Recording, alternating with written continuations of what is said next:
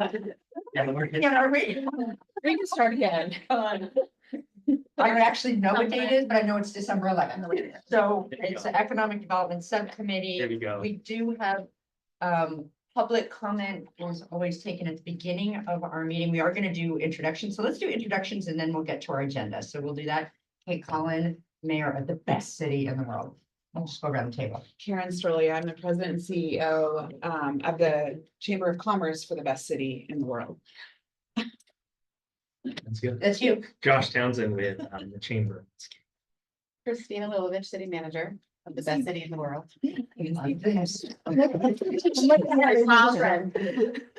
Roger, no pressure. Roger Smith, commercial property owner in Kansas City. It's like an achievement unlocked. That really. Oh, it is being recorded. That's good. I'm Michael Scott. I'm an intern for the best city in economic development. Why don't you join the table? Yes, please. Good morning, Greg Minor with Community Economic Development Department, new assistant director. I'm Monica Graves Long. I'm a COO and owner of Nice Guys Delivery, one of the first delivery services licensed in the best city in the world. This is Eli Hill. I'm the vice mayor of the best city in the world. We aspire to be the best city. We aspire. And I will just say this is my last meeting serving on the Economic Development Subcommittee for this term. So we will have a new committee member. Be the vice mayor, There'll be the next vice mayor. Margaret. Margaret Kavanaugh Lynch, planning manager for the best city in the world. Good morning, I'm Stacy Lowman, economic development program manager. Same, great city. Good morning, everybody. I'm Taylor Buttrey. I'm the new executive director at Youth and Arts. Awesome. Welcome. Thank you. Oh, me? Yeah, we already went around. All right, I'm Miriam. I run the Small Business Development Center. Great. Welcome. And I see Andres on Zoom. Nice to see you. Hello, everyone. Good morning. Sorry I couldn't be there in person. I am the current chair, but soon to be past chair of the San Rafael Chamber of Commerce for the best city in the world. We have that established. So, welcome with that, foundational setting. We start with public comments. This is any item not on the agenda. Not seeing any, we'll go right into partner updates. And as Stacy mentioned, Director Hinkle is on his way, so we will catch him up. So we'll start with the chamber. We'll have a chamber, East San Rafael and downtown VIE. 15 minutes, you're gonna have to talk. I'm gonna talk so fast, but if there are questions that come up after I share out, please reach out to me directly. I'm happy to connect. So chamber, this was my first full year at the chamber. It's been very, just incredibly exciting. A lot of same and also change with grace. We had an incredibly successful election season. Our government affairs committee came together and all of the individuals that we endorsed held their seats, which is fantastic. We're super excited about that. Congratulations. Thank you. Something else we did this year was we hired a new staff member who's bilingual. So we're expanding our reach to truly be able to serve our entire community, which is really exciting. And then we updated some of our programs this year, like our San Rafael Leadership Institute, to embed more soft skill leadership components. So, and that was based off of feedback we received from a few of our previous cohorts. So it was a very intentional process. Looking forward for 2025, we're going to be launching 2 new committees, one for our nonprofit sector. A third of our membership is nonprofit. So I want to be able to give them space to collaborate and evolve. And then we've got an East San Rafael working group, which I'll talk to in a sec, but I want to get a North San Rafael working group going as well, so that we can bring in some of those voices to the room. I'm looking also at, when we talk about new administration in the federal government, I think there's always some dust that comes as seats change at that space. And that's expected, but I'm hearing concerns from our business community. And so I'm looking at a way to bring those voices together with some information around how those changes potentially will impact our local economy. So I've got something in the works with that, but really the goal is to make sure that our small businesses are informed and have tools when they leave the space, so that they know how to pivot if they need to. We've got some additional program things that will be coming out next year. Stay tuned for that. And we have a survey up. So if you're a member and you received my annual newsletter, please complete that survey. We're taking that feedback real time, and I was able to show up at council recently with some information based off of that survey. So it's super helpful to understand the what's important to our membership in our business community. I'm gonna end there with chamber, pivot over to East San Rafael Working Group. We had an incredible meeting where Mayor Kate joined us and just essentially gave the essence of what San Rafael looked like this year and what we can look forward to next year. We experienced an earthquake. We experienced many phone calls. Yeah. We experienced some really Tsunami yeah, warning. a tsunami warning. Yeah. We really move and shake when we get together. But we had a really robust conversation where there were a lot of opinions and feelings around things, and I thought it was really helpful to hear voices. So if you're an East San Rafael business and you have not attended that space and you're a member with the chamber, please come and join us because the conversations are really dynamic. It's a quarterly meeting, and I've only gotten positive feedback about you every single time. So thank you for sharing your time with us. Moving over to the Business Improvement District, we're going to be presenting to council on, I believe, Monday, our annual report. The quick nitty gritty, since we last came together, we had a really beautiful winter wonderland. This is our annual celebration. It's our 43rd year annual celebration where we brought just community together to do a tree lighting. We were talking about how the tree looked like a little Charlie Brown Christmas tree, but at the end of the evening, it was just like so magical, and the kids were just mesmerized. So it was really beautiful.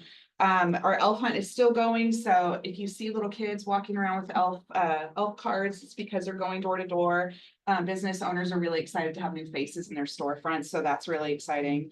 Art Walk is happening this Friday from 5 to 8, so make sure you're downtown checking out all the new art. And we have a menorah lighting that's happening on December 29th from 5 to 6:30, and there will be a gelt drop as well, which I am very excited about. So, and that's for now, that's the big report. Any questions for CEO? CEO, is that your title? Yeah, CEO. I just want to thank you for coming to the meeting where the council discussed Northgate. It's always appreciative that we have voices, a wide variety of voices, and you do represent the business voice. So thank you for that.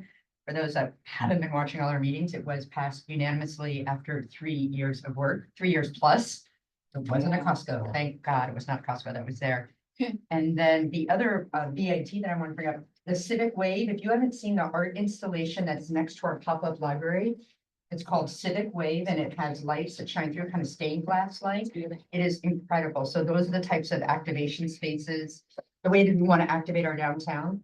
And I have to say that I was walking downtown last night and Morelli's cleaned up one of their storefront windows. If you guys haven't watched it, they have art in their windows.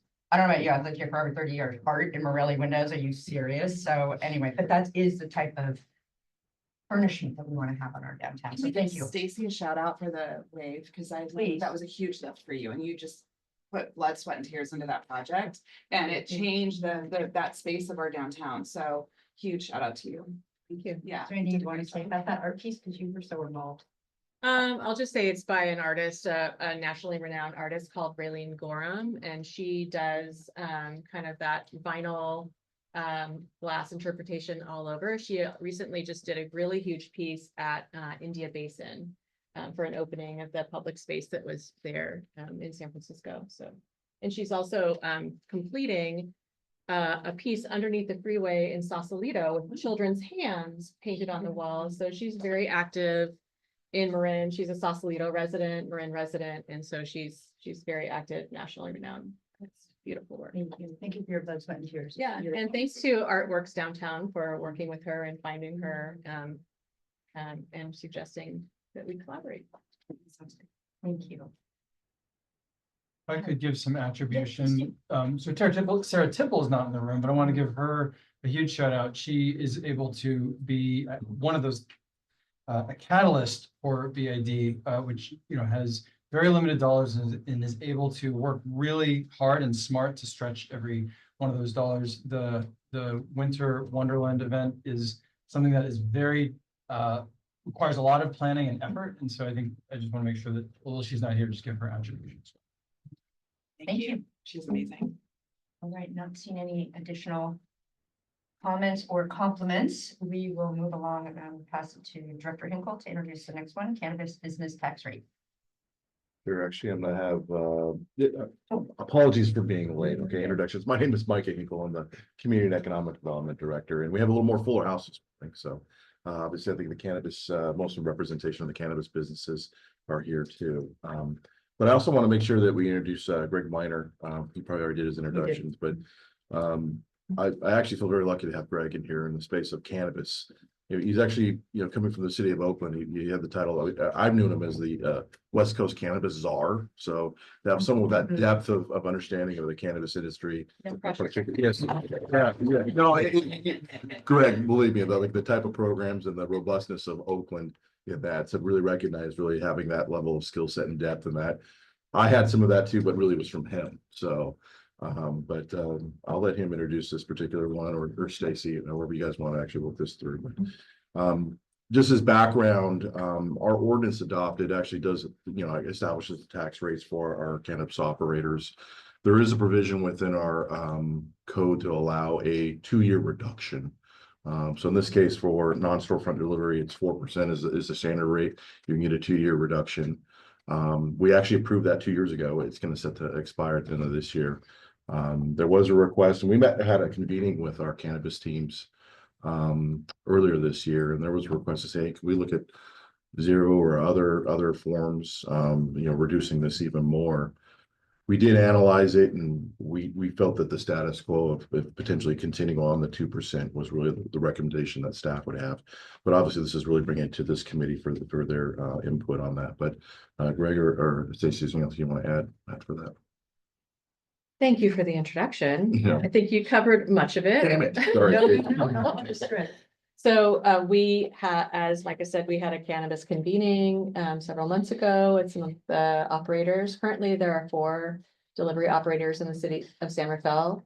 And there was a request to reduce the tax rate, which was set by ordinance at 4%, with a provision that it could be set at the direction of council for a 2-year term. So that 2-year term is coming up to the end. There's a request to extend, reduce, or modify. And so the table here shows the adopted rate by resolution 14477, and then what it has been reduced to for the past 2 years, and then staff's recommendation for another 2 years.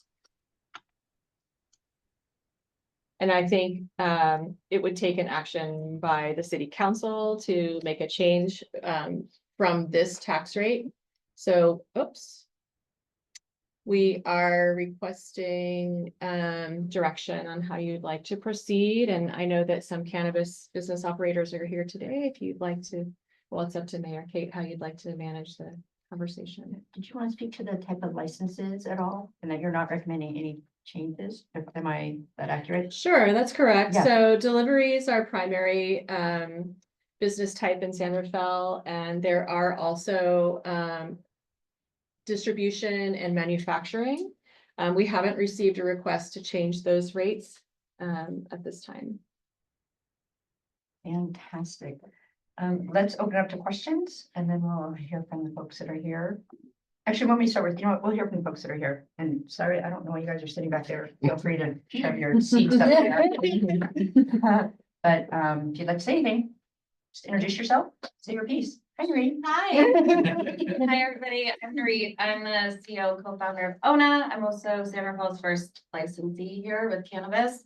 Thank you guys for everything you've always done for us. We definitely feel very proud to be serving San Rafael and having you guys behind us in all this. I think, as we all know from the conversation, since 2018, Prop 64 has just been a catastrophe. Like, we cannot take a burden of anything more, or it'll be a death sentence to us pretty much. I know I'm a little bit of a broken record when I say this, but everything we do comes with premium insurance premium, bank account premium, securities. So it's just like everything we do is higher and then we're taxed higher. And in the last year, I think everyone can admit to this, is business is going down. We're declining, our staff is shrinking. Still, it's just kind of like flip side. So, you know, we're begging to be treated like a regular business, like in a perfect world to just pay a sales tax would be amazing. I do know you guys passed this wanting the tax for the city, so like a 1% would do tremendous for us and being able to maybe get on top of our federal taxes. And then the state wants to go up on us in July, which we're all lobbying for. We're a bunch of organizations are lobbying towards that as well. So we're not just asking you guys to lower it, but we're asking everyone around us in the industry to really lower it. Yeah, I don't know what else to say. I had a whole list, but yeah, just we're desperately asking for tax stabilization. And in 2025, ONA will be around for 10 years. So my hope is that we continue to thrive and have you guys behind us and supporting us with a lower tax rate. Thank you, Nuri, and thank you for all the information that you've given to staff, you've given to me, and then lobbying. I'm sure we'll talk more about that as a group. Anyone else like to weigh in? I'll chime in. Monica, I introduced myself previously, but COO, co-owner of Nice Guys Delivery. Just to chime in there, everything that Nuri said, but I have some stats for you. Cannabis sales continue to slide in California. The CDTFA released new tax figures about a week ago, showing that California sold less cannabis in the third quarter of 2024 than any previous quarter since 2020. Cannabis sales are down 6% in total taxable sales, which includes non-cannabis items sold at licensed stores, and are down 8% since the previous quarter. So our sales are dropping. And our tax rates are increasing, as Nuri mentioned. Right now, we pay a 15% state excise tax, which is compounded on top of sales tax, but they just revised that code. But still, that 15%, they're planning on bringing up to 17, if not 19%. With lobbying, that's still happening at the state level, but it's just not looking pretty. We are up for rescheduling. I'm also on the board of the National Cannabis Industry Association. Rescheduling is on the table with the DEA. That DEA hearing is happening at the beginning of January. Right now, if anybody knows, we are Schedule 1, we are not able to write anything off at the federal level. So we have not only this state excise tax, sales tax, city tax, we are not able to write anything off. So we're at about a 60 to 70% tax rate total. So with that being said, unless we are rescheduled to a Schedule 3, that will help with the 280E tax rate, although we still won't have access to banking. So our banking rates are going to continue to be just astronomical. And who knows what at the federal level they will decide to do with our tax rate. I mean, although we will be able to quote unquote write things off, there's no guarantee that the federal government will not impose some sort of astronomical tax rate on the cannabis industry. So just again, requesting to lower if possible. I know a lot of cities in California are dropping their local tax rates, since the state of California did leave it up to the local jurisdictions to decide on what that tax rate is. But to help us out, we did have originally 5 delivery service licenses. Now we're down to 4. I believe there was originally I don't remember the number of manufacturers, but now there's 1. We have lost other businesses that started off in this program statewide. Big companies are going under. Competition has increased in the illicit market as well. Because the consumer can't pay the taxes. We get complaints all the time, like, why are your prices so high? Why are we paying so much for our medicine? We can't take care of our customers, because they are going to the illicit market now. They don't have any choice because of the economic struggle that a lot of people are having right now with inflation. What are you going to do? Are you going to pay the extra taxes, or are you going to go to somebody who doesn't have the testing standards, does not have the distribution quality that we have? They're going to go pay for something less expensive. And with the fentanyl, what's going on with that lately, it's dangerous for people to be turning to the illicit market to be provided with what they need for medicine. So Just again, pushing what Nurit was saying, we are struggling as licensed businesses. And we want to stay in San Rafael and we want to be able to continue our liveliness with San Rafael. And you have been so great to us. And so we just please request that you consider on reducing or dropping this tax rate. Thank you. Thank you, Monica. Next one for my comments. I know we have questions. Yeah, go ahead, Ryan. I have a question. Is Yeah, go ahead. is it Let's- it's a reasonable to ask conversation. that the taxes collected covers the city's cost of administering the cannabis programs that the city has? Good question, Director. Yeah, for the amount of tax revenue collected on this, you have to remember, as they mentioned, there's a couple different tax pieces. One is basically the rate that collected as part of the business, the cannabis license itself. So that's really what's been brought forward today. There's a secondary piece, which is really the sales tax generation. So, as part of any product sold, originating from San Rafael city limits, they pay a percentage of sales tax. So there's revenue generated there. So I think their position, or what's been explained to me, is we already pay sales tax like any other product being sold. That's what we like to maintain. Our program actually has the different rate structures contained, right? And then that's what really, when we established the program, that was the intent of, and this is an optional program. Not all cities have a cannabis program. So there is the 4% component. In essence, when we look at the sales tax data, it's relatively stabilized, but it's the other taxing entities in terms of the state and some of the other regulatory requirements that are actually squeezing the margins out of this, making it way more challenging. But in terms of the city cost comes back into, they are covered on this, and it does support the economic development program along with our administration of this. But in essence, we've been trying to really look for efficiencies in this, and that was really been Stacy and my goal when we first took over the program. Is like, we want to simplify this. We want to make this a lot easier for you, because it's a lot. Sometimes we have the payment systems, the approaches. So that's something we've been working on over the past year. So, and I think that really has happened. And in essence, our relationship has been a lot better in understanding where each of us is at. But if I can, and I'll let you guys speak to this, but the pressure really isn't necessarily the city. It's really the state, the Fed, like the process requirements are really compounding on really operating this business in this sector. So hopefully I answered your question. I think so. It just seems like whatever tax is collected by the city should at least cover the special costs of the program. And if it does, that's great. That was the answer to my question. I know I have lots of questions that will probably spark more additional questions and comments. So talking about the state, I mean, it's going to 70 to 90%. Like I'm meeting with the assembly member for lunch today.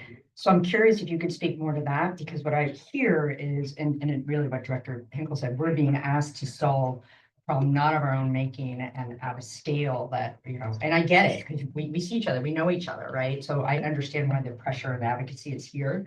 But could you speak to that, what it's looking like at the state? Because I've said this to Reed, I'm happy to go to Sacramento with y'all and say this doesn't work. So I've offered that, and I still offer that because so I'd love to hear more about that. And then Monica, you'd also mentioned other cities are dropping their rates. I'd be curious, and I don't know if staff has that as well. Similar to San Rafael, so I actually don't care what San Francisco, really don't care what San Francisco is. But I'd be curious, because I think our range, we can go up to 10%, right? Our ballot measure so that we can go to 10%, go to 8%. So we have a big range to work with. So I don't know who wants to weigh in on that, but I'd love more information about that. Yeah, at the state level, I mean, it's tricky, right? We're in a huge deficit at the state level. Cannabis sales are huge. I think I have it was nationally, billions of dollars in legal revenue, which is why the state of California, what was it, 70% voter for Proposition 64? People want cannabis, and the government sees potential in that, obviously, as for sales. But what they don't realize is the impact that is happening with businesses. But the CDTFA does see the drop in sales rate, and so what do they want to do to actually get more of the financial backing from cannabis? Is the only way to do that is to raise the percentage for the existing operators. Lobbying is tough. You have to pay for it. There are very few organizations that can afford for lobbying right now. The big MSOs are able to pay for the lobbying aspect of it, but I mean, I can say for me personally, I had to drop out of the California Cannabis Industry Association, which is a lobby organization for California, because I can't afford to pay the $500 a month for a business license, which ends up compacting to thousands of dollars. I mean, that's like another thing that costs a lot of money. And as everybody knows, the biggest lobbyers are pharmaceutical industry and all these other industries, and we just don't have the money to lobby. So there are opportunities to go to at the state level and to lobby, but we don't have the backing, and these other industries are going and saying, well, why don't we just get it from cannabis because they're huge. I mean, I know I even have personally business people, banks, other type of industries coming to me, and I know we can all speak to this. They're like, wow, you work in the cannabis industry, you're booming, you're making so much money. That's the perception, I think, in general. And then when it actually really comes down to it with the legal industry, we're struggling. So at the state level, it's to help with the deficit. A lot of things are getting cut. At the federal level, where are they gonna get that money to be able to take care of? I know, I'm also on the board of the Center for Domestic Peace, the nonprofit in Santa Fe, and we're on that level for nonprofit. Budget cuts left, right, and center. Everybody's meeting with assembly members to try to figure out where to get that money from. Cannabis doesn't have that money to have the lobbying to like go, and even though we are doing that, our voices are just not being heard because there is this perception that we are making all this money and that money should be going towards other things. So I mean, and the new excise tax rate is supposed to take effect January 1st, so we're a little late in actually trying to get that. Again, there is lobbying currently being done, but it's not looking good for us. Have you connected with Cal Cities at all? Because our lobbying, that's who lobbies on behalf of the city. Yeah. It's Cal Cities. I'm curious how those conversations have gone. We have not, Well, maybe that's just, the conversation to have, because that's who lobbies for the city. yeah, I mean. I'd be happy to like take that on and work with you guys on that. I do know that every organization in cannabis is lobbying towards this. Like I've been Yes. talking to some people about it. Yeah. I just don't know if they're gonna be able to make headway. The SF Gate just released an article yesterday saying California pot shops owe 1.3 billion in back taxes to the CDTFI. So they know what's going on. If they are to pass that, I will tell you right now, oh no, we'll shut down. We won't survive an increase on the state level. Like it just won't happen. And I think we do come to you guys because it's easier. We have a real relationship and you guys understand us. And I feel like if you guys hold us during this part and make it last for California, then maybe it'll like come back, you know, but I think we have a couple more years of this burden upon us till something happens. Also, I do have somebody in the industry who's pretty much taking on Prop 64. They are rewriting the law and they are bringing it to the state level of, hey, Prop 64 is not working. This is why it's not working. This is what the industry needs. And they're going to make a whole voter panel on it. It could pass by 2026. So that's something new and exciting that the industry is kind of corralling around to be like, come on, let's all gather around and do this. So that seems a little promising to me is, you know, rewriting Prop 64 pretty much. And another thing I'll add to that actually is that there's a lot of the states, Prop 64 was very unique in the sense that they left it up to local jurisdictions to decide what they wanted to do with the cannabis programs. Some states just left it up to the state, so there was a statewide tax, right? And that was it. So what's happening in California is that they did leave it up to the local jurisdictions to have the option of having this local tax to actually incentivize local cities and counties to be able to benefit from the program. But that, in a sense, has made California fail because there are more taxes in that way, because it's not only the state tax, it is also local taxes that are happening. And just to answer your question about other cities, Petaluma has 0 cannabis tax and they're really close to us. So that's Sebastopol. same with Sebastopol. Thank you. Yeah. So that's nice to hear and see. Is that recent? No, Petaluma, since they launched their program, they did 0. They just did a sales tax. I don't know about Sebastopol. Did they? Nothing at all. I used to be on the city council and they've never put in a tax specifically to give local cannabis operators a chance to make it. So a couple thoughts on the lobbying and the advocacy front that I think we can support and help with. To Mayor Kate's point, the Cal Cities organization is pretty powerful and has a lot of resources, and we're lucky to have a representative that lives actually in San Rafael here. And so I'm happy to connect you with her directly and maybe start having a conversation about how can we like bring some resources and some muscle to the conversation, like locally. I also think there's some county conversation to have, so we can maybe talk to some of the board members at that level around their interest in supporting small business. And a couple other, one question and then a thought. I think some of what we can do in this continued partnership is try to be creative about what does that advocacy look like exemptions for small businesses. Like if the state, like if we may not be successful in like winning the whole thing, but how do we solve the problem for local operators who are small like yourselves? I think that there may be some interesting conversations there, like some exemptions, like we have like property tax exemptions for, people on a fixed income that are seniors. Like, how can we get creative about how can we support and maybe come up with something in that space? And then I also just wanted to mention that, like the rewriting of Prop 64, that's really encouraging to hear. And that's another space when there's legislation being proposed, that's another place that we can really partner and support and put some influence on the table.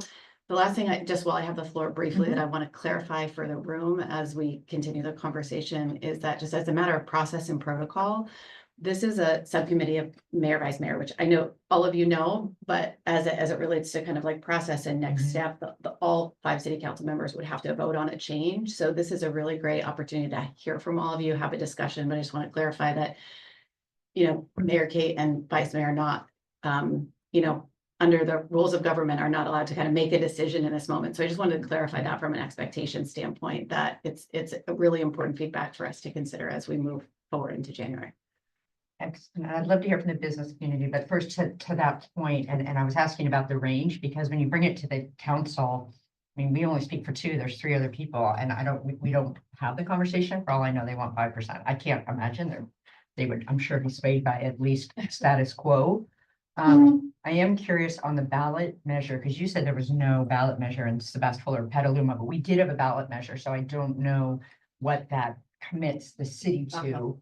So that would be something I would want us to think of. And part of it implicit in that passing that ballot measure, and I was on the council when we did it, was saying to our community, and people have all sorts of different attitudes, as we know, when it comes to cannabis, but saying we want to have this industry in our community. And as part of it, we're asking as a trade-off for those that were not excited about it, having this additional tax. I know it doesn't make it feel better, but I want to represent the community voice in the conversations we had.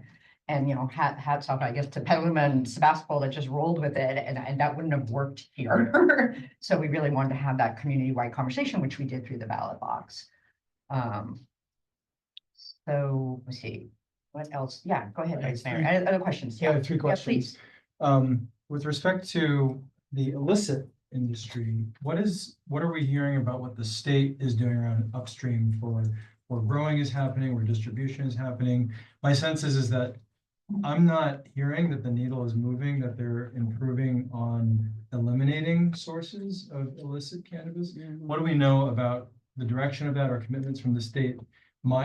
This is my logical, naive mind is saying, but that if they're going to increase tax, that there would be an equal and opposite increase in enforcement to reduce the amount of illicit products coming into the market. What do we know about that? You would think, yeah, absolutely. It's not moving. I mean, there's been a little bit of movement, I would say, for the Department of Cannabis Control. But not enough needed. I mean, it is a booming illicit industry right now. It's actually gone tenfold from where it was, like 10 years ago when we started our businesses, 8 years ago even, yeah, so it is increased. Enforcement is slim. I will thank you for the enforcement that was done locally. Because that's perfect example. We had a local shop here that was selling illicit products right over Yeah, right over down on Fourth Street. I believe they had a little bit of cannabis too. Oh, yeah, Yeah. The loopholes, no. Yeah. And that's not going away. We are expending resources Yeah. towards dealing with that. Yeah, so I mean, and that was a struggle even to get enforcement on that. There was, up to the state level, they're like, oh yeah, local enforcement can just take care of it. So that's a perfect example of what the state is doing, is they're saying, oh, the local governments can just take care of whatever enforcement needs to happen. So it's. That was one of the promises of Prop 64 is Right. that Yeah. they would take the illegal market and make it legal and get rid of, that was a discrete promise made when it was passed, and the state has totally failed on that. From the day we asked for that enforcement to happen, it was 4 months before they showed up here in San Rafael, and we called and begged and pleaded and said, please come here, because we don't have the mechanism to do the enforcement. And that was the fast track. Right, and we were emailing for about Yeah. 4, 5, 6 months. The director of the Bureau of Cannabis Control, Nicole Elliott, I emailed her directly. Yeah, I And then once it was in the news, she's like, here, we did it, and sent me the articles, like. Yeah. They had a Yelp page, they had a Google review, we had local just consumers being like, what's up with the store in San Rafael? I didn't know that they were allowed Like, stores. I wanna have a store. Yeah, where's Nice Guy's store? I'm like, oh. Vice Mayor, you have 2 more questions. Yeah, I mean, well, I have 2 more questions, but I want to really make sure that's underscored in the public record, that it took 4 months from the time when the city of San Rafael requested that we even got the right level of action. And then my next question is on, so the timing of the state excise tax increase, would it be, if they passed it, would it be effective July 1st of next year, or what's the timing for that? Was it July 1st? July 1st is when it goes with it, but I'm Sanjay Bowen, I'm one of the co-owners of Marine Gardens. So we bought that a couple of years ago, and we've just been working towards increasing our presence here in San Rafael. I apologize to everyone, I'm from LA, born and raised. That's no problem. But to your point, Mayor, the question that you asked, or something you mentioned earlier, is smaller communities. I think the smaller communities are the most impacted. So these tax rates at 2% definitely help out. They definitely hold a balance. The state's increases are compounded taxes. So it's even more, negligible to the consumer, where they're like, well, I'm paying 20% here, and then you're adding another 9.25 on me. Like, what's going on? I think, there's a medium balance here that we can find with smaller communities, but we really need your help and resources like Cal Cities to try and prevent this from taking place in July. I think we probably have 1 quarter to really convince state legislation that this shouldn't happen, or even at least put an emergency ordinance in to push it back. Buy us another year. Let's see what happens on the federal level, to the point that if the federal level changes, but they decide to put a 15% tax on top of our normal business tax, it's gonna crush the market even more. Right. And then the MSOs, who are the big lobbyists in the state, most of them have left the state. 3 of them are in receivership for the state. These are multi-billion-dollar organizations that are in receivership in the state of California because land prices, tax prices, quality of work prices, none of them add up to a profitable product. So they're bringing their money to places like Ohio and Michigan and Florida. And the small operators are the only ones really left. And the legacy operators who are trying to figure it out and are playing the war of attrition. And we're losing. Like, that's the bottom line of it. And we need smaller communities like yours to help. City of LA, City of San Francisco, City, even Sacramento, they're too big. And there's too many people fighting it out in there and running both legal and illegal operations. Small communities like this don't do that. And that's kind of where we want to make sure that we're active in this, and you guys can move this forward. I know the Vice Mayor's more question, but to that point, I think it's helpful as we're connecting and thinking about lobbying, what is the 2-sentence ask, right? Or what that paragraph is, so we're all on the same page. I think that would be really helpful. I thought you just made really good points. But I don't want it to be the game of telephone that we kind of water down the beautiful things that Monica already said and everything else. So I'm curious if you have something like that or create something like that would be really helpful. Absolutely. Yeah, go ahead and then Vice Mayor. Oh, Yeah, thank go you. ahead. Thank you, Mayor. Briefly, and my name is Craig Litwin. I've been a cannabis consultant since 2008, but I'm also a cannabis operator in Sebastopol and have worked throughout the state on these issues. I think to the last speaker, I agree, we have the next quarter to really work on this excise tax, and luckily Senate Pro Tem McGuire, you know, Good friend of was mine. an Yep. author of a lot of the legislation. So I think saying we have 1 quarter to save our local operators and we need tax relief now. Like, to me, that would be the succinct Right, message. whatever the writing thing is, you guys. figure it out. Just so we have real clarity about that. I think that's helpful, and McGuire is great, so A that's friend why. of I'm yours, excellent. Yes. Vice Mayor. I'll claim him as a friend of mine as well. And so I guess on the reschedule at the federal level, what is the analysis on that? What would be the mechanism and what is the likely timing? Oh, that's a tricky question. So, the hearing is happening, January, late January. Don't quote me on this. I believe it's the week of January 22nd, 23rd, 24th, 25th. That is happening, in DC with the DEA. Again, they had a preliminary hearing a couple of weeks ago, which the National Cannabis Industry Association is actually the only cannabis lobbying group that is allowed in the hearing. So that, again, to lobbying points, I mean, they've denied any other lobbying association except for them, so they're gonna be there, thankfully. They're saying that it's gonna take a few months after the hearing. So, if anything goes into effect, it's going to be mid to late 2025. If it does, Schedule 3 is looking promising. But again, that's still Schedule 3. We would be, enforcement would be under the DEA. We would have to go through possibly FDA approvals. It is going to, and additional taxes, and, who knows what's gonna happen there, and also the regulations around that, how the DEA is going to figure out how to regulate the cannabis industry. It's a whole nother government entity that's going to get involved. That's going to have to figure out how to bring it all together with all of these already existing state regulations. We are lobbying to have existing state regulations stay and be able to be the regulatory process instead of the national level just coming in with like completely new set of rules. But we will see. But attached to that question, obviously I'm hearing a lot of the downside would there be any unlock as to being able to use institutional banks and itemization, or that would not come with No, that? that would not come with that. The only thing would be 280E. So 280E is the tax code that we cannot write off anything. Implemented by, I believe it was the Reagan administration. Was it Reagan? Yeah, I think maybe Reagan, but we are up with cocaine right now, but we cannot write anything off. We are completely illicit on the federal level. So Schedule 3 would bring us to be able to write off everything, but banking is completely separate. We are still at the national level.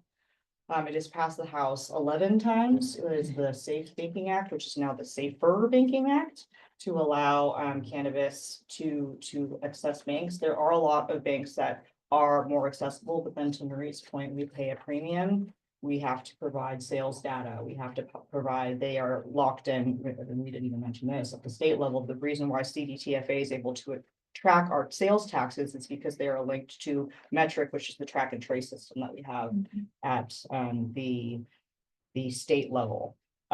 So no access to banking Okay. with the Schedule 3. So I know we gotta keep moving Yeah. things along. So I guess based on what I'm hearing, if I can make. Well, actually, can we hear from, before you make a comment? Okay. I'd love to put the chamber on the spot because you are representing, not even representing the business voice. Yeah. I would just like to have you weigh in. Yeah, thank you. First of all, thank you so much for coming to this space and talking about what situation you're in. This is a blind spot. This is a new space of cannabis that I was not aware of.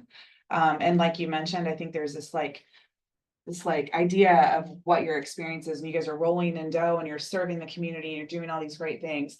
I think my experience in my previous work in social services, the idea of people who need cannabis going to the illicit source is really scary to think about. I have a lot of questions and I don't want to ask them all here because I think there's a time constraint. So I would love to connect outside of the space so I can learn more and just best understand how the chamber can show up. But I thank you so much for being here and just sharing what your story is and what you guys are going through. This is crazy to me. Yeah, no, and I had that on same a personal level. appreciation. I mean, we had like the 10 minutes allocated because this is the, in addition to the best city in the world, the best meeting in the city, the best city in the world. And I, no, but I appreciate, I know that this is for all the discussion, and I obviously to have any sort of change or any sort of conversation would need to go to the entire council, and I'm sure the vice mayor, and I'll let you weigh in as well. I think it is worthy of having it on the council level, and again, you know, talk about asking questions, it would probably go deep, so that would be an offline conversation with staff about the additional information, and I'm not saying either way how I would approach it personally, but I'd be interested in having that conversation in the broader forum, in the community forum. Vice Mayor, would you like to weigh in? Yeah, I think too, what you prompted Mayor Kate is that when it does come time for the council to contemplate this, I would like some analysis done, especially based on, in light of what we're hearing in testimony of the timings of when the tax rate is likely to hit the community, if it does pass at the state level. I would want council at least to have a few options available, as far as what we could do, up to and including, you know, going further down than what staff is recommending. I'd like to make sure that we are, at least have options available that could be considered. Okay. So I'll turn it to the director in terms of timing. And again, I wish we could have it even longer because it's super fascinating on many, many different levels. But that's what we'll do in open session. So Director, what would that timing look like when we bring it to council, given Given timing right now, there was really the thought process to obviously receive subcommittee feedback and bring forward a recommendation to city council. Our timeline right now is probably February, first meeting in February. and we're fine with that, even with the expiration. So we just hold till then. Okay. Yeah, well, I think we are. And also too, when the first tax rate comes in, there's a quarterly payment. So they're Okay. like, it aligns if there is an expectation to keep it at 2%. Oh. The real question is like analysis on deeper ones and also the timing expectation into like July, what other options that we can explore within that. So just trying to, I have not gone that deep into where the state's standing. So I'd love to actually have our staff have an opportunity Yeah, to review. and we can talk about it, because I don't think we have to be that granular. I think some of the kind of broad comments that we've heard are sufficient for the council to understand the current situation and how it might be changing. The manager, you got anything to add on this item? No, Okay. just thank you so Big much. email, thank you. Oh, you're welcome. Thank you so much for coming and sharing. It's really, really helpful. Yeah. And unfortunately, I have a medical appointment, so I gotta head out, but I'm glad I was able to be here for this Yeah. conversation. Thank you. Yeah, so Thank we're, you. we're gonna move along to the next, and as always, we appreciate your emails, your information, that little blurb thing, just write something down, because I think that would be helpful to provide to the council, and we'll see you as soon as we can in February at that So we meeting. don't have to worry about the 4% during this expiration, like we mentioned, it would be retroactive. That's kind of a fear of mine is. What? Are we? good? That's my expectation for this in terms of the continuation, but really staff's recommendation, we have it within the current ordinance and authority. Obviously, we need the council to actually confirm that's where they'd like to land on the 2% versus the 4%. Timing wise, I think we're realistic looking scheduling wise. If we lose the first meeting in January, second meeting might be tight to do the research. So that's why we're looking at the first meeting in February, but it would be retroactive in terms that'd be staff's recommendation Yeah, yeah, versus January 1, it's 4%. Everybody. Okay, Thank you all. thank you guys. Thank you so much. Yes, thank you. And we have more good stuff if you want to listen about community benefit districts or development project, but we appreciate you being here. Yeah. Thank you. Thank you. Thanks for coming. We could have kept going for a really long time on that. So, Stacey, I'll turn it, I think to you for the community benefit district status report. And I know we have Margaret here in the development pipeline, which we'll probably want to get into as well. Thank you so much. Oh, you have to leave, Thank yeah, you. just leave it ajar. Thank you. Okay. So I'd like to give a brief update on the Community Benefit District Status Report. In August, we engaged Marco Lamandri with New City America to evaluate the potential of a community benefit district, which is a property-based improvement district. So our current San Rafael Downtown Business Improvement District collects a levy on business tenants in the downtown. This alternative district would collect property tax related levy against property owners. And the benefit of having a property-based improvement district or community benefit district is that it would engage a larger, potentially larger area than we currently are engaging with the downtown BID. In addition, because of the structure of that state regulation, we would be able to evaluate anew what types of services the district would provide, which could be like cleanliness, safety, wayfinding, events. It could be public art implementation. There are things that could be included in the district for implementation that would be selected by the property owners or the folks that create the district. And then depending on which services, special services folks would like to see in that district, a budget would be developed, and then that that income would come with property taxes, and it would generate something like potentially tenfold of what we're currently collecting through the current BID. So it's a way of really ascertaining what downtown businesses and property owners would really like to see in their district, a way to give them some control about how downtown is realized in terms of vibrancy, cleanliness, activation, all that sort of thing. So the process takes at least a year to implement. We have had 2 meetings so far. We had one original meeting that was primarily focused on property owners. We had about 30 people, 35 people in that meeting here at the City Hall. There was a lot of discussion about what folks would like to see downtown, what folks are not happy with downtown. And then we had a second meeting primarily with business tenants downtown. There were about 20 people in that meeting. And we heard a lot about hopes and questions about how the cost and impact of the levy would impact local business owners, and also what kinds of benefits folks might like to see from that perspective. We've also decided that at this point, in order to gather more information about what people would like to see, we're going to pause and do a little bit more outreach about downtown visioning, about trying to understand what we have, what we want to add to that, and make sure that folks in the business community downtown really can get behind this type of idea. It is a decision not of, it shouldn't be a city-led initiative as much as a business-led initiative. And it would need to go out to a petition of property owners in the area in order for it to move forward. So we're looking at doing some visioning and strategizing through the first quarter of 2025. There is information on the city's website. There's a page dedicated to the Community Benefit District, where we have copies of the printed materials that have been provided and recordings of the meetings that have been provided, and also an outline of the sort of the process going forward.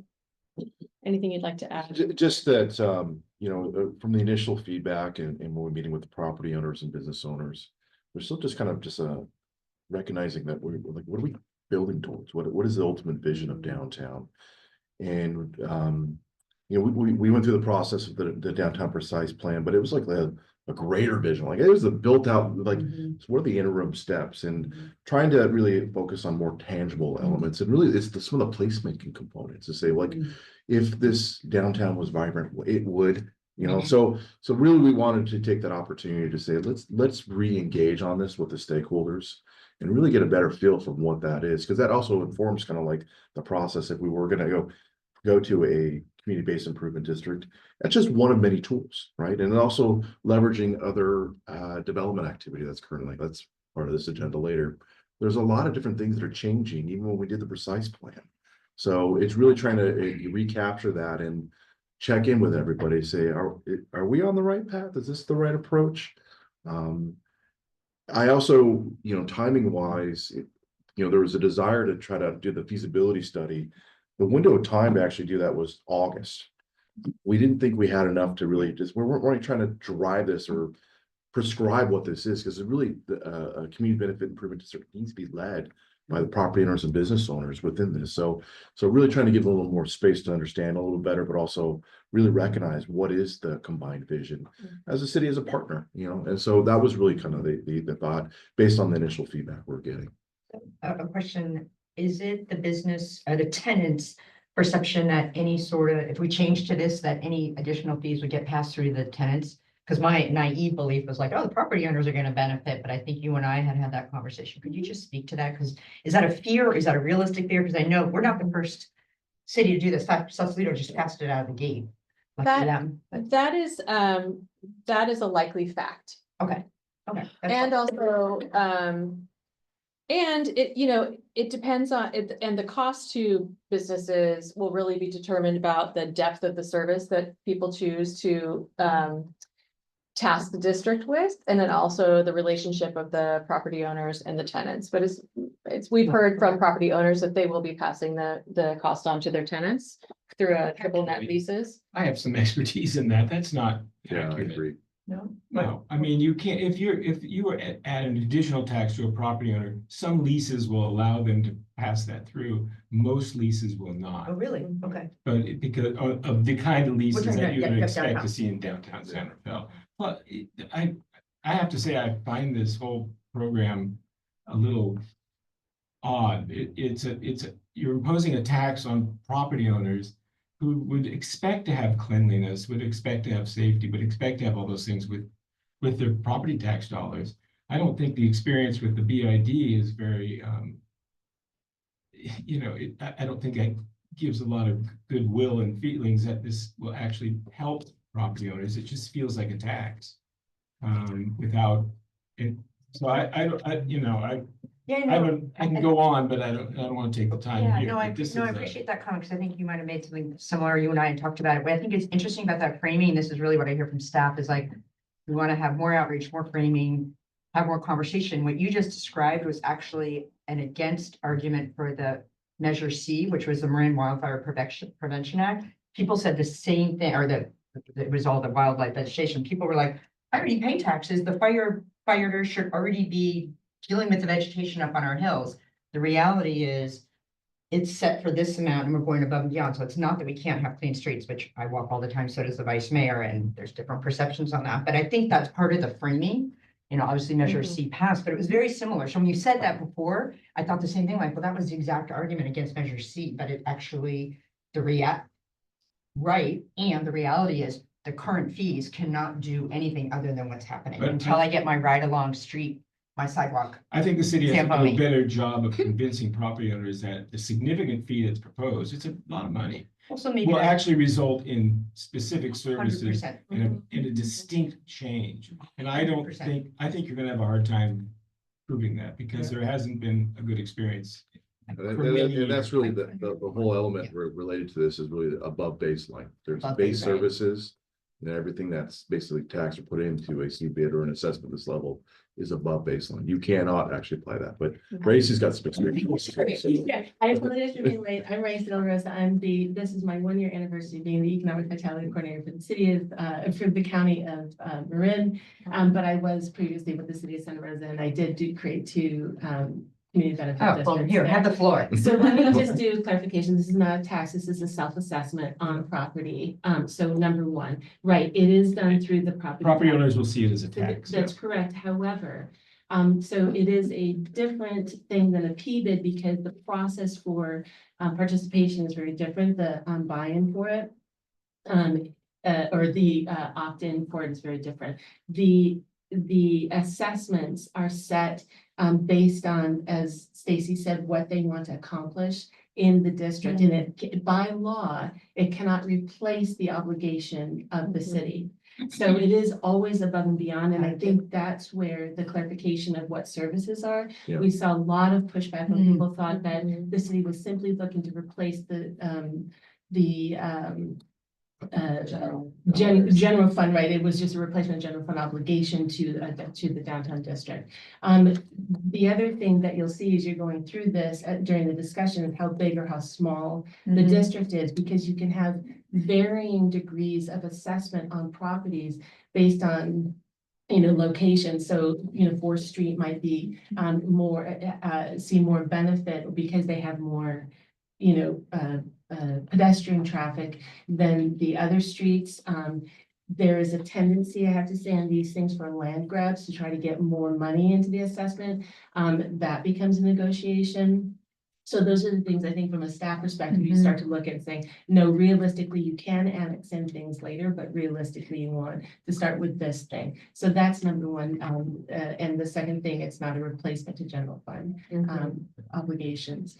But it's if they decide they want X number of service, and what is that gonna cost? That becomes the basis for how the assessment is done. So it's usually linear feet, building square footage, and lot size. So it's this combination of things that become a real play. And I think that's where, once the communication with the businesses start to happen, they begin to understand the level of play and the level of service that they have. There is way more flexibility than the 1979 or whatever 82 PBID law. And that what becomes more helpful than doing a PBID. So in your experience, the visioning piece, because what I'm hearing you saying is like, you want the big present underneath the Christmas tree, like, you know, you're able to envision that.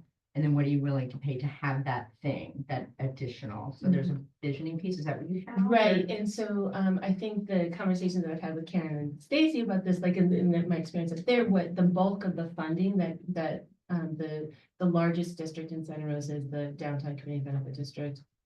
And they pay for it's not Streets Plus, but it's some kind of, it's like an ambassador program where they actually do cleaning. They do, you know, what everybody wants is low-hanging fruit is like, you know, hanging baskets of like banners and flowers and beautification. So that contract goes to this, I don't remember what it's called. It was Streets Plus, but it's another vendor, and they deal with, they have training on homeless services.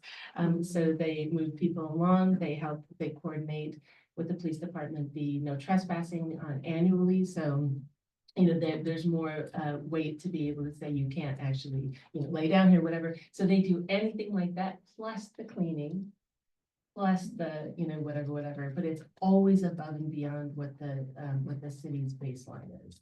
And the other thing is, it is a separate nonprofit. The district is a nonprofit. That nonprofit, so it's not run out of the city. That nonprofit oftentimes contracts with another agency like a chamber or like another existing business association. And so they pay for the services, but it is considered a separate nonprofit entity. It would be so fascinating as part of that conversation to have the folks up there with the logistics. Like, I want the business owner that hated the idea the most up in Santa Rosa, is now the biggest champion. I want that person in the room talking to some of our local businesses. Yeah, and like, I will say too, you do, as you go through this, and we've discussed this, staff and I, but you need your champions. Those champions move the others, but it's still a nail biter as you're going through the vote. Because you might get the largest properties, but it comes down to the little individual parcels. We did not, Santa Rosa did not include single family housing, but they did want to incorporate commercial multifamily housing, and now's the time to do it to be able to capture the revenue to get that. Yeah. okay, so I'm watching our time, Vice Mayor. Yeah, I'm not additional gonna ask questions, I'm just gonna make comments. So, Yeah, I mean, I please. think even just building on what Roger is talking about, the sentiment that I'm hearing when I speak with business owners is very similar. There's a level of mistrust. I'm already paying this much. There are a lot of businesses, you know, just think of all the diversity of persona of business, right? There's services, restaurants, I mean, it is very wide and deep. And I think one major concern is on a persona by persona basis, you know, and I appreciate Roger, you indicating, you know, in terms of how leases are constructed, it won't necessarily allow for pass-through, but I'm pretty sure that at some point when a new lease comes through, that might start to change. No, not in a market where you'll take any tenant in this market. Look at our vacancy rate. Landlords are struggling just to put anybody in their buildings after years of vacancy. This is not a fee that anybody's gonna be enthusiastic about. Right. I think, well, I guess what I would build upon is that's clearly that there's reality and perception to that. I think that there's a lot needs to be done to build trust, that whatever vision that has come up, I think that there's another factor, which is there's the moment, let's just imagine some future where it does pass. What I think people would also want certitude on, okay, so now money's starting to go there. When is the inflection point when things start to improve, that the vision is being activated? You know, I think that's going to be important to build that trust.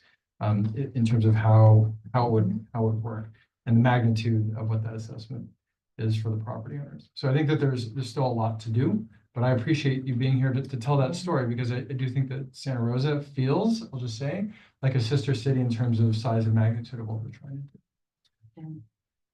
Expertise. I'll just add one Yeah, point please to go that, ahead, and then I we'll- noticed that we Yep, are move moving along. along, Yep. is that the city of San Rafael is a major property owner within the, conceived of boundary, and so the city would also be paying to the district.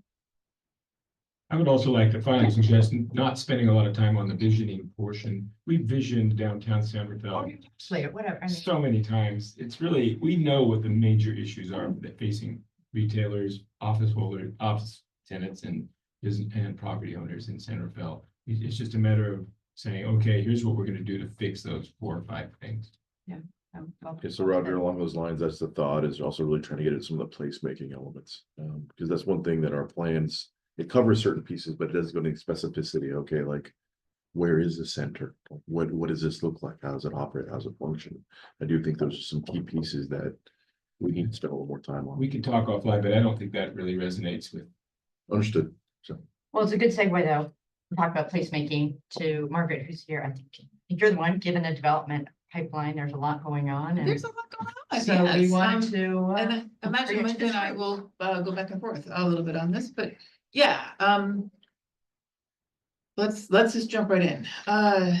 There are 18 dots. You can't see all of them there, but we're gonna get a little deeper into that. But there are some downtown there. Obviously, Northgate is taking a lot of headlines right now, but there's growth around the Terra Linda neighborhoods as well.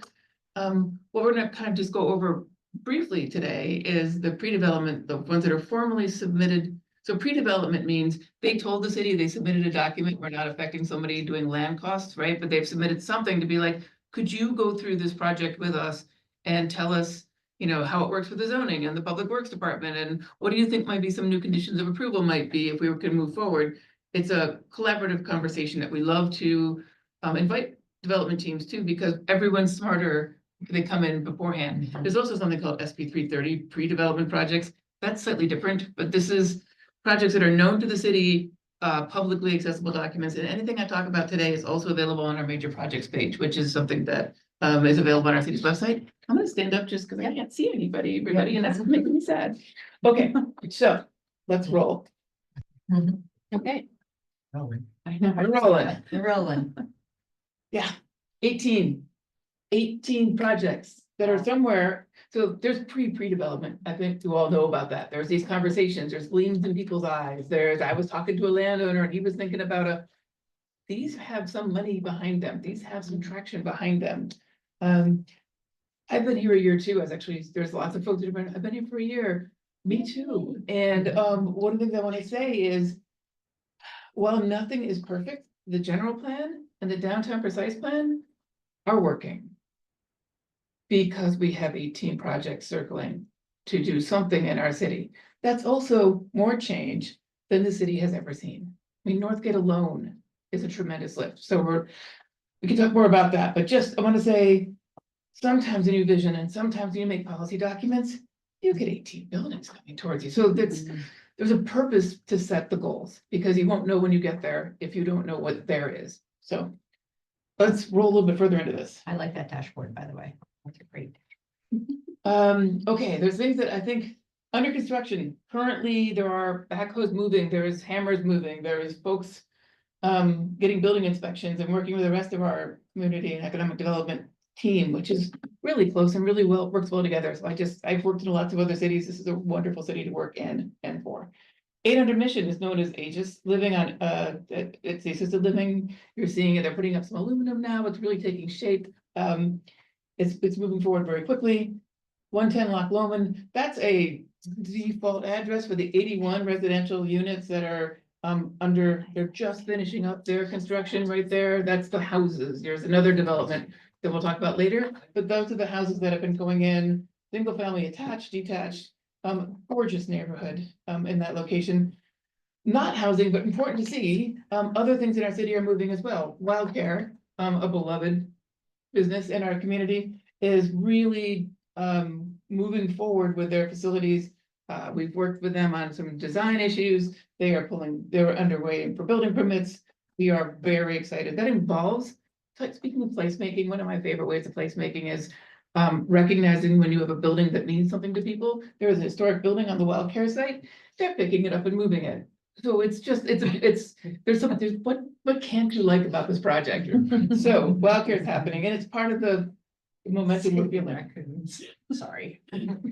326 Mission Ave is known as Aldersley. Like addresses are fine, but let's use names when we can. That's a continuing renovation of a number of buildings. I'm not diving too deep because I want to cover all of it, but again, this is all on the major project site. But that's an evolving project. It's a campus. They're reinvesting in our community. It's an exciting thing to see moving forward. These projects are entitled, which is planning speak for you have your paper. What I do for a living, I joke, like on good days, I help people implement the vision they have for their community, and on bad days, I tell people they can't put grandma to live in the garage without an EDU. These are documents. They can now go through their building permit. They have conditions of approval. They have. Back one slide. Look back one slide? Yeah, Sure, to the entitled. Oh, oops, wait, Hey, you missed one. wait, hold on. There we Whoa, so sorry about that. go. We're good. Now we're there. So, Marydale, 45 residential units, stacked flats. And I love this map because it helps us locate them. Great. Northgate, you may have heard a little thing about it. We basically are building a campus, like. When I worked in Berkeley, I worked on the development group for the Bear campus. This makes that look like a blip, right? This is a new community within our community, within the Terra Linda community. So that's just amazing and huge. I'm so grateful for the people that worked on it the first 2 years. So when I slid in, it was easy and we had a lot of great people on that team.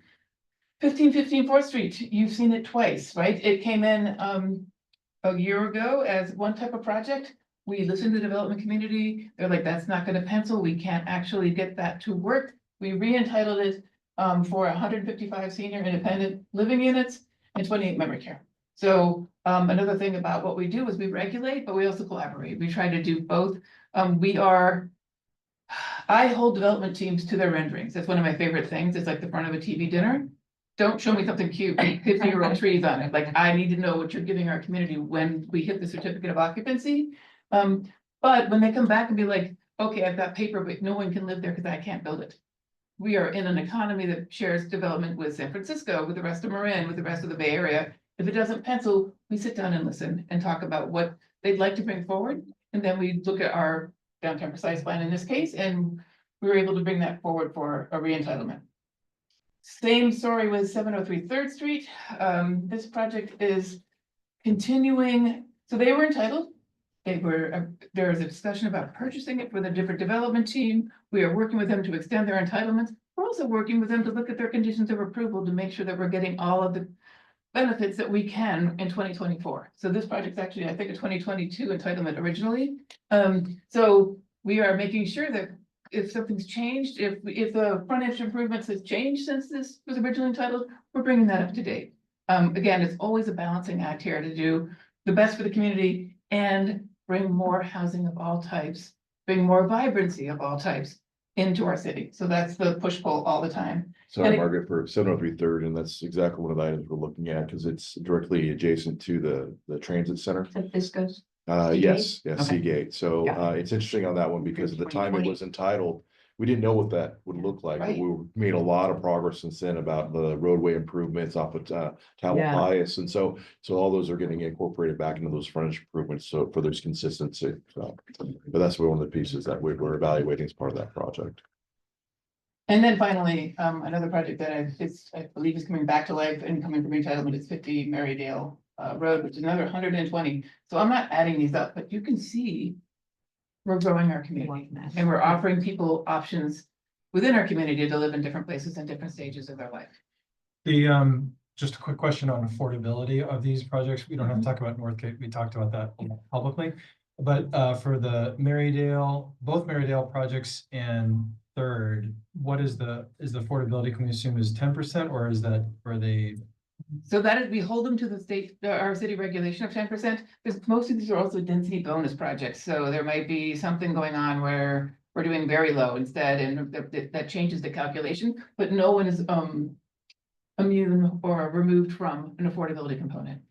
And we will find that, Stacy and I were talking, that one of the things about the downtown precise plan is that you can get taller if you add more affordability. Well, everybody who's coming in under the affordability discussions is using the state density bonus, which is actually a higher level of inclusion. So there's a lot of, we must start with what I keep saying. So I'm not, Micah and Stacy, and Greg and Michael have a lot more economics than I do. I've been doing current and advanced planning for about 30 years.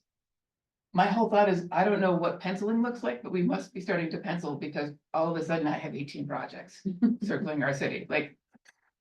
So, yeah, all of this is very informative to us too, and how we are looking at our current policies and maybe future policies. That's a good question. Yeah, go ahead. When you're talking about a higher level of inclusionary, is it because that's where the funding sits for these projects? So great question. Most development teams don't just come in and say, here's our money for building your building. They're working, especially when you're in affordability realm, and there are niche builders. There are folks that do just stacked flats. There are folks that do the steel high mid-rise construction. If we're working with somebody who has an affordability portfolio, they know the state grant cycle, and they know what they can count on in a very competitive market on how they can structure their financing to go forward. So people say the state's making us, we would also like to add all levels of affordability to our community. So we are being told from above us, right, from the state, that we have to hit certain numbers in 8 years, and they'll be checking in with us. So that's great to have all levels of affordability, but it's also really great. One of my favorite parts of the Northgate City Council meeting, and I'm not putting any of you through watching the whole thing again, but a young person from Terra Linda stood up and said, I really want to move back. I'm so excited that you're building a range of housing that I may be able to get into, both rental and ownership options. So everybody at every time in their life have different needs. So hopefully everyone can benefit from this, but there are a number of development teams that are very tied into how the state grants work and what level of affordability they need to hit, not only to get a density bonus, but to be eligible and competitive for funding. Yeah, thank you. And then just as a point of accuracy, parenthetically, under 5000 Northgate says pending, is that, it's no longer pending, or it is still? It's still pending because we still Oh, right. need to It's go not back reading. in for the Yes, second reading, that's If- an okay. ordinance. Yes. so If the second reading, Right, goes it's through, on then it the would no page. longer be pending, okay, That's thank you. correct. So- Yeah, no, that's just It's on consent. superstition, right? It's like, their chicken is not. quite- No, it's gonna be. It's accurate, thank Yeah, you. yeah. There's a beak out of the shell. Okay, these are in and under review. That's what formally submitted means. And again, I'll try to translate planning to English whenever I can. So, And just to add, we went from projects that are Mhm. nearing or in construction, projects that have received their approvals. Now we're going into like the earlier stages of Right. review. right. In order to be formally submitted in the state of California, and specifically in the city of Santa Fe, you have to have 80% plans. I don't have to know exactly how your utilities work, but I do need to know where they're running on your site plan. So the people, by the time they're formally submitted, they're serious. They're very serious. This is not a, sometimes the pre-development conversations are, what do you think about a 6-story over here, right? And then we give back all the feedback, but we only can give back feedback for what we're asked for, right? So if we have a schematic, we're gonna give you schematic comments. If we have something more detailed, we're gonna give something better. These folks are at 80% plans. They are in a pre-construction financing moment typically, but they are very serious, very earnest, and I've never had any of them call and say, take your time. So 930 Irwin, 213 residential units, 8 stories. Okay, let's locate this because it starts to really start to have a conversation about impact and height. On Freedom Fourth- Parkway. Fourth and Grand is an SB 35 project. Currently, it's been under review for a while now. It's currently with FIGR, our community neighbor and sovereign nation that we work with in a lot of our development projects. 555 Northgate, number 3. Right next to Northgate. That's that community went from the mall's kind of quiet to boom, right? 250 residential units, 7-story buildings with 5 floors of residential. One that makes the papers a lot, but it's relatively small in terms of unit count is Dominican Valley, which is number 4 over here. It's a stacked flat kind of look, condos. ongoing conversation, with that development team as well. And then 12/35, which, is very close to where we're standing right now, isn't it? Number 5, yeah, The corner of Fifth and C Street. yeah. And And that's 12 stories. I'm saying this. The good news is our plans are working, but it's all a lot. So this is a lot of new housing. Everything that gets entitled gets built, because construction financing is its own special equation and in a funding cycle, but 8 stories, 12 stories, 7 stories, oh, we're changing. Our community is changing. And like I said, not everything that's submitted gets built, but there's, the good news is it's working. The other news is it's kind of working kind of suddenly at once. Anything else you want to add, Director? Just when we talk about formally submittal, these are still in the process. Right. So in terms of if it receives entitlement or there's design changes or modifications of projects is yet to be determined. A lot of these projects in here are coming under the state density bonus laws in terms of SB 330. So That there was are, primarily being used. yes, SB 330. yes. And that was twofold. One is the ability to vest the development requirements Okay. for the preliminary reviews. They've gone through that. So they have those vested, but then now we talk about the state laws for density bonuses. I mean, so depending on the level of affordability, we can ask for certain concessions, provisions. Height is one of them. And so these projects, there's trade-offs to them, right? So they have maybe a lower level of affordability or more affordable units. They actually can request additional height. So that's what we're starting to see. So the legal analysis for us is still pieces. For the example of number 5, the 5th Street project, that just came in the door. So we're still ourselves evaluating, reviewing, comparing it. So the analysis still hasn't been done. One of the first things we're going to do is also confirm city attorney's office in terms of the provisions of the state laws for accuracy. The struggle that we found is the state keeps ramping up or ramping, like some of those things have not been tested totally. So in terms of the allowances, so the direction from a legal standpoint. So that's one thing we want to make sure we provide as the analysis from staff going into the planning commission and a council that those things are handled. I So think that point's really important because it is uncharted waters and where the city has discretion and where they don't. So if you were to make it a binary, yes housing, no housing, we're not having that discussion. What we're trying to have is a more nuanced discussion. And I think it needs to happen, and not anything I haven't said directly to developers, which I'll keep saying to Josh. I think that I think the days of the developer just coming in and saying, hey, this is it. I don't know. So I'll be interested in what that analysis is, because I think that is helpful to the council and to the community to know where there is. What is Yeah. the, oh, sorry. I'm sorry. No, go ahead, Vice Go ahead. Mayor. What is the level of information? Because I know that on the website, people have access to major projects. Is this the level of information that people No, get when they drill in? It's much cheaper. Okay. We have a much bigger write-up in it, and then we link directly to the plans. So anybody who wants to dive deep can do that. Great, thank you. To the points that were just made, everything but 4th and Grand is some level of discretionary project. Okay. The challenge we have is this, again, people are like, do you hate the state rules? Right. They're like arguing gravity, right? I don't have an opinion, they are what they are. But we have to use objective design standards, and that's, thank goodness y'all have the downtown precise plan, and we have that as a tool, but, so that's where the negotiation happens. It's like, well, with each development team, they have a project planner, they have me, they have Micah, they have other staff to come in and talk to them about like, this is what we think this would help. This is what we think your project could do to add value to our community. And we're gonna ask for the best architecture, the best, I'm a huge fan of civic space, but like public realm uses, amenities, vibrancy. What can you bring us besides the housing to add value to our community? So that's always a conversation we're trying to insert whenever we can. And we work very closely with our legal counsel because our yard it's got a big fence. We can't go too far anymore, but we can definitely ask for a lot. SB 35, the Northgate project, if that does move forward, that's ministerial. So we don't have say over some of those projects. Ministerial is again, planner geek that goes to building permit. We just look at the objective standards. If it's a yes, no, right to building permit. So that's a different. Margaret, you mentioned the downtown precise plan.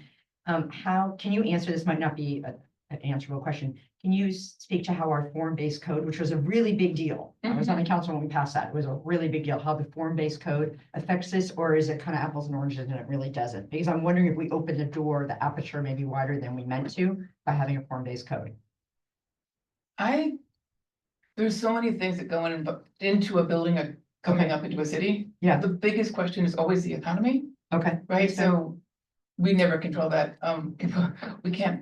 There was a day in California where we had redevelopment, we could build buildings, we can't build buildings anymore. So I think the form-based code does a great job overall of holding what the community vision was for the downtown, which is supposed to be. That's where our transit center is. That's where people younger than me, do never have to own a car, and they can commute from our downtown to anywhere.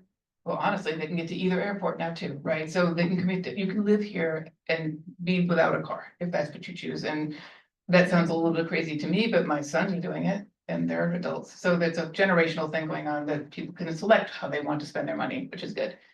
The thing about our form-based code, so it says stuff like, call first floor, articulate the different elevations.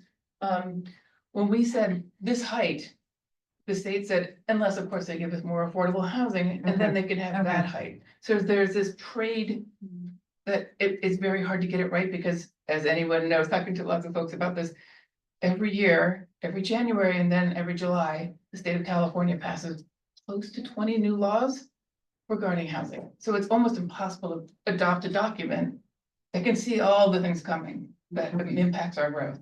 So one of the things we want to look into for our next work plan is what can we do with the form-based code? But it's, again, we're looking at our staff and our resources and how can we fine tune things to make sure we do have leverage?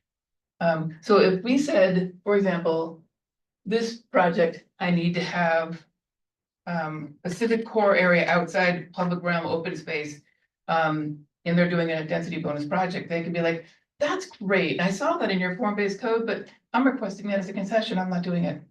And all I can say is, oh, thank you. So I think what's interesting for the council, and the vice mayor and I had the benefit of having this conversation. We, again, another topic we could talk for an hour about. I think we will look to have a study session with the council in Q1 of 2025 to kind of delve deeper into that. And we don't have a time constraint on that conversation, because that way the council can weigh in on, well, these are the things you talked about, placemaking, right? And civic community benefit. So you could hear from the council, hey, community benefit, whether we can formally force developers to do it or say, hey, this is this is important to us. We haven't had that conversation because, to your point, these 18 projects weren't in the pipeline a year ago. So, but that is something, just so the vice mayor knows, we're going to be having that in Q1. So, yeah. You might also, when I talk to people about some of these projects in their neighborhood, they're going nuts. And part of it is making sure people understand a lot of this is state law. It's not the city. Well, but that's not the way they see it. Most people say, oh, what's the city doing to us? Yeah. Stop reading next door. That's all I can say. The other thing is, I think you might want, in order to better monitor what's actually going on, is somehow, and Josh may have some ideas, is somehow have a way of showing when a project is entitled. I've never seen this experience before where buildings aren't being built. Usually when something gets entitled, the developer rushes to get it all, working drawings done and start construction. Well, that's not happening. And a good example is the Seagate property. Right. But there's a number of others. They're almost becoming phantom projects and not really happening. So it's not really affecting our community in the way we anticipate. I think it might be wise to try and distinguish projects that are delayed, or I don't know what you want to call it, but that way in presentations like this, you get a more accurate view. And a recommendation, just to follow up on that, double down on what's within your jurisdiction, because in development, you're looking at land, labor, law, lumber, lending, and you only have jurisdictional purview of some of them, and those are the elements that you need for this. So it's isolating what you can do to affect development in your community. I love that. I love that too. I've never heard that. It was like 5 Ls. That's phenomenal. It's. I had planning commission last night, so I know as we're talking about this, and I know we're gonna run over time, and I don't want to do this to you. But last night at planning commission, 709 C Street is it's 4 units of stacked flat condominium.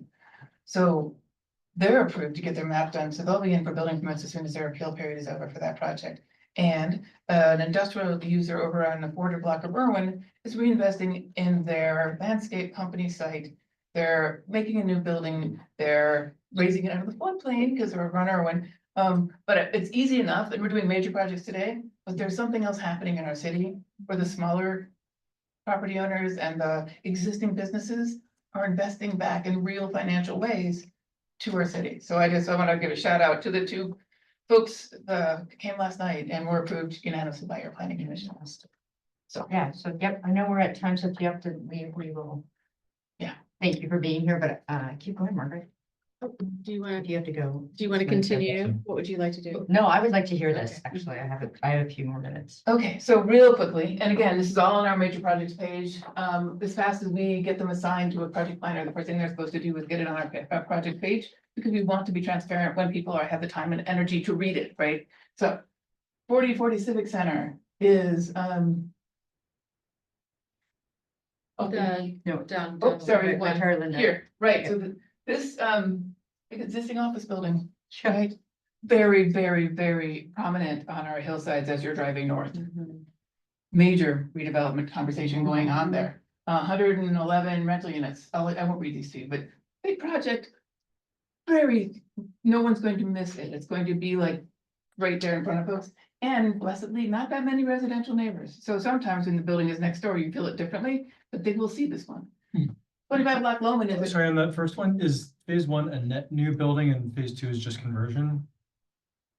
Yes, yes. There's more details than this. This is we're just trying to fit it to the slide. Totally. But yes, they are reusing a number of the buildings. It's an office park. as we know. Yeah, So totally. 4046 Center, phase one is the, to the left is the new development. Yeah. It replaces like an open flat area parking structure. Mhm. They also have the ownership of the other side of the long linear Mhm. building. That's phase two, is another potential building that comes off of that. It's really interesting how that one's being shaped up.